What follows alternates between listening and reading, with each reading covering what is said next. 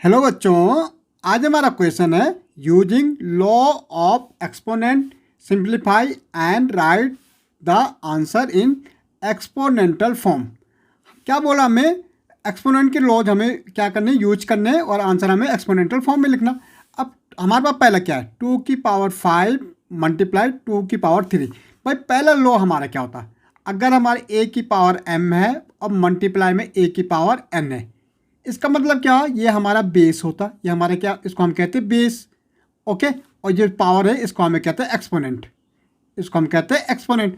अगर हमारा base same है और मल्टीप्लाई में, तो हमारे पावर क्या हो जाती है, प्लस हो जाती है। मीन्स एक्सपोनेंट क्या हो जाती है, प्लस हो जाती है। तो a⁴m + n हो जाएगा। ओके, अगर हमारा क्या बेस सेम है, पहला लॉ हमारा कहता है कि अगर हमारा बेस सेम है तो एक्सपोनेंट, इनको हम पावर भी बोलते हैं, तो पावर हमारी क्या हो जाती है, प्लस हो जाती है। भाई यहाँ हमारा बेस क्या है, सेम है यहाँ 2 और यहाँ भी 2 है। 2⁵5 है और 2⁵3, इसको हम एक्सपोनेंट भी बोलते हैं। ठीक है, तो 2 तो 5 प्लस कितना हो जाएगा, 3। ओके, और अगर हम 2 की पावर हमारी कितनी हो जाएगी, 8, तो हमें एक्सपोनेंटल फॉर्म में आंसर लिखने थे, तो 2⁵8 हमारा पहला आंसर हो जाएगा। देखो 3⁵2 है, मल्टीप्लाई 3⁵4 है, मल्टीप्लाई 3⁵8 है। देखो बेस हमारा सेम है, इसमें हमारा फर्स्ट रूल अप्लाई हो रहा है कि अगर बेस सेम है तो पावर प्लस हो जाएगी। तो बेस सेम है तो 3⁵2 + 4 हो जाएगा प्लस 8 हो जाएगा। तो क्या आ जाएगा, 12, 8 और 4 12 और 2 14।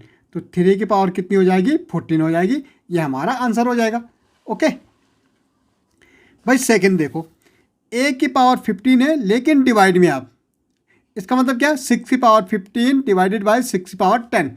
सेकेंड लॉ हमारा कहता है कि अगर a⁴m और डिवाइड में a⁴n, बेस अगर सेम है लेकिन डिवाइड में, तो पावर माइनस होती है, m-1। पहला क्या था कि अगर हमारा बेस सेम है और मल्टीप्लाई में पावर प्लस हो जाएगी, लेकिन सेकंड में बेस अगर सेम है और डिवाइड में, तो पावर माइनस हो जाएगी, a⁴m - n हो जाएगी। तो भाई ये भी डिवाइड में है, तो क्या हो जाएगा, 6⁵15 - 10 हो जाएगा। ठीक है, डिवाइड में इसलिए माइनस हो रहा, और 6 की पावर कितनी हो जाएगी, 5 हो जाएगी। ये हमारा आंसर हो गया। ओके, नेक्स्ट 5 की पावर 3 और होल पावर कितनी, 2 है। भाई a⁴m और होल पावर अगर n है, तो पावर आपस में मल्टीप्लाई हो जाए, a⁴m × n हो जाएगी, मतलब mn हो जाएगी। तो यहाँ भी 5 की पावर कितनी हो जाएगी, 3 2 कितनी हो जाएगी, 6। ओके, नेक्स्ट हमारा है 7 की पावर 2, होल पावर कितनी, 3 है, और फिर डिवाइड है 7 की पावर 3। भाई ये मल्टीप्लाई होगा, पहली बात हमारा लॉ क्या बोल रहा, तो 2 3 कितना हो जाएगा, 6 हो जाएगा, डिवाइडेड बाई 7 की पावर 3।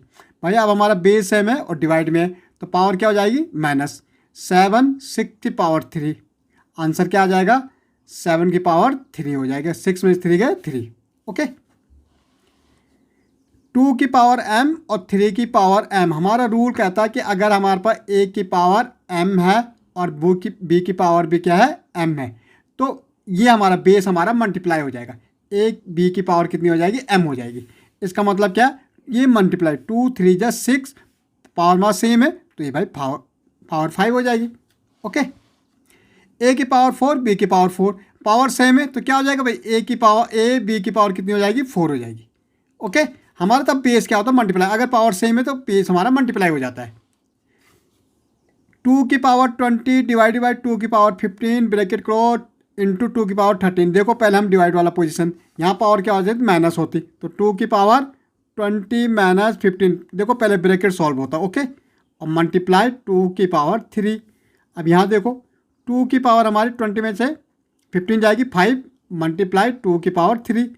भाई डिवाइड में अगर बेस सेम है तो पावर माइनस हो जाती, मल्टीप्लाई में अगर बेस सेम है तो पावर प्लस हो जाती। 2 की पावर 5 + 3 कितनी हो जाएगी, 2 की पावर 8 हो जाएगी। ओके।